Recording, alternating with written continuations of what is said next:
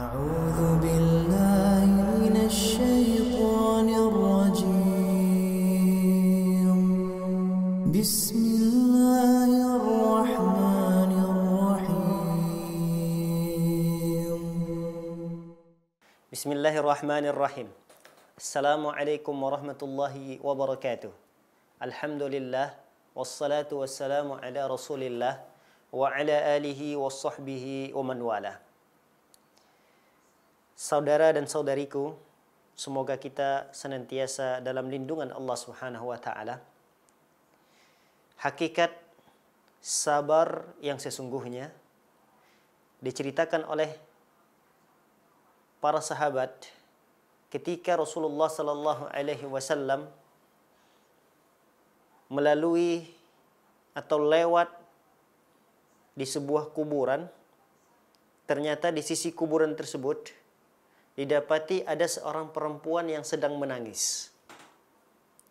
Lalu Rasulullah sallallahu alaihi wasallam menasihati si perempuan itu dengan mengatakan, "Ittaqillah wasbiri."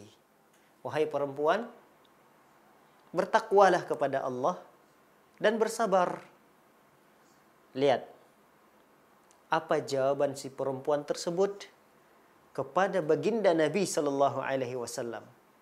Kata beliau, "Ilaika anni fa innaka lam tusab bi musibati." Pergi kamu jauh-jauh dari aku. Subhanallah.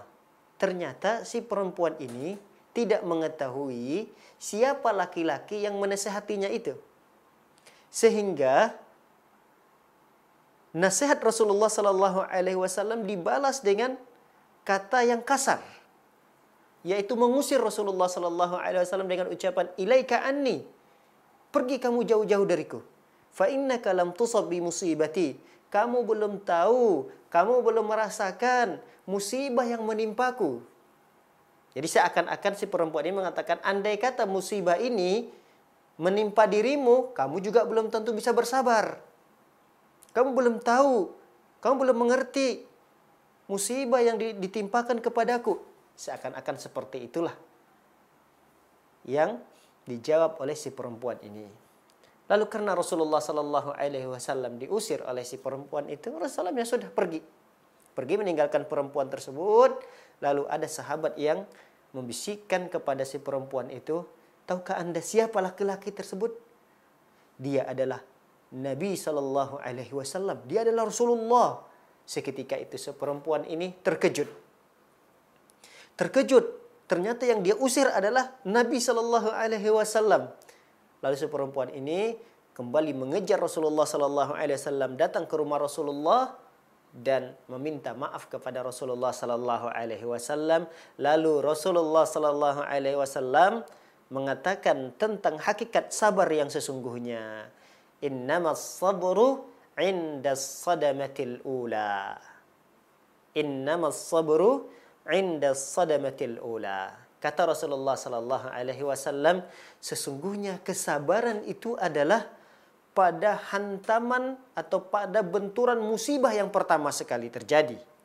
Jadi di saat musibah menimpa seseorang, jadi awal musibah itu menimpa seseorang, di saat itulah kesabaran dibutuhkan. Ini hadis memberikan pelajaran yang sangat besar dan berharga kepada kita bahwa kesabaran itu tidak datang di pertengahan musibah. Sabar itu tidak datang setelah musibah terjadi, tidak. Tapi di saat benturan yang pertama datang musibah membentur kita, nah benturan yang pertama itu inilah yang dibutuhkan kesabaran menghadapi musibah tersebut. Adapun orang yang sudah berlalu musibah tersebut, lalu karena tidak bisa berbuat apa-apa, ya dia pasrah, lalu mengatakan, "Ya sudahlah, saya bersabar saja." Nah, yang seperti ini belum dikatakan sabar yang sesungguhnya. Karena sebenarnya dia sudah menyerah, dia sudah pasrah, dan dia tidak bisa berbuat apa-apa, lalu kemudian mengatakan, "Ya saya sudahlah, tidak bisa berbuat apa-apa lagi, saya mau sabar sajalah." Nah, sabar yang seperti ini bukanlah sabar yang dimaksudkan oleh Rasulullah sallallahu alaihi wasallam di atas. Terkadang ada juga orang yang menghadapi musibah dengan marah-marah, dengan menunjukkan sikap tidak ridha terhadap takdir tersebut, tidak ridha terhadap musibah yang ditimpakan kepada dia.